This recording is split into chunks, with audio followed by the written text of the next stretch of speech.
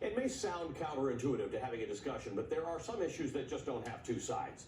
Nobody is in favor of tornadoes or cancer, and nobody has an issue with pizza. Maybe pineapple on pizza, but not pizza itself.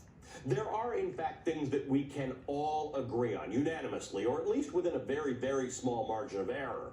And what led to the second impeachment of the former president is one of those things that doesn't have two sides. Now, I realize there are many who claim to be against the second impeachment, but when you examine their claims, they are political, or maybe even constitutional, when considering impeaching a president who's no longer in office. But on the merits of it, on the specifics of what happened on January 6th, there is simply no debate.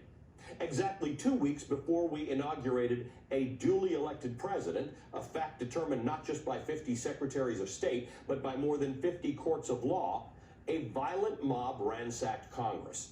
First, the mob attacked the building itself. Then members of the mob went in search of its occupants. A mob that, by admission of many who actually participated and have since been arrested, was doing what it did because the former president, the only president they want to recognize, motivated them to do it. And that motivation came by the way of many, many lies that he told. That murderous mob didn't spontaneously appear, nor did it randomly decide to enter the Capitol. There was a plan, or at least a lot of preparation, all of it fomented by years of attacks on facts and truth, ending with 2 months of election lies and hysteria. The lies came from various sources, but at the top was the former president. And if you doubt his total influence, consider this.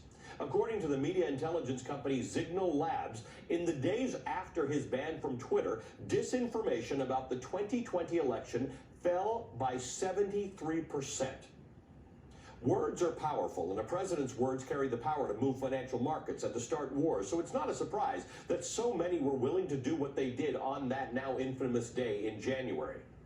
The charge is of inciting an insurrection against the government. That actually happened. It's on video. It happened shortly after the former president delivered a 70-minute speech telling his supporters that he'd never give up, that the election was stolen, and that his vice president and Congress should reject the election results. And then he instructed them to march to the Capitol and, quote, fight. You're going to hear a lot about how this impeachment is dividing the country and about what the Constitution does or doesn't say. But in the end, we all, no matter your political persuasion, know what happened on January 6th. And if you think there are two sides to this story, chances are you're eating a pineapple-topped pizza right now in the middle of a tornado.